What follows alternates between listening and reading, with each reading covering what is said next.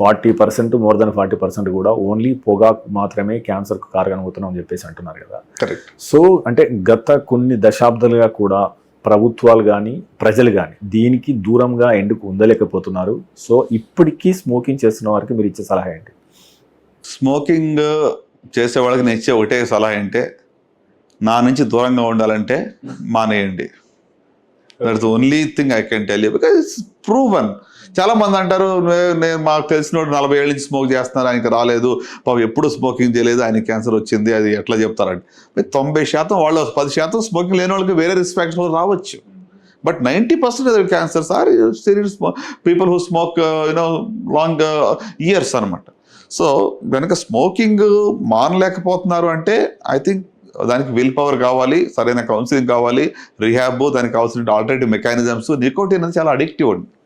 So ఆ nicotine ఒకసారి అలవాటు పడితే వాళ్ళు వదలటం అంత ఈజీ కాదు యాక్చువల్గా.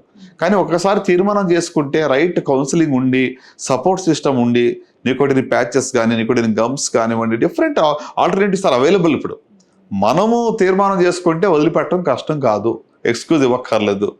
ఈ రోజు 10, రేపు 5, ఎల్లుండి అట్లా over period of 1 year I will reduce. చాలా రకాలుగా తీర్మానం చేసుకుంటుంది. The best way is stop completely.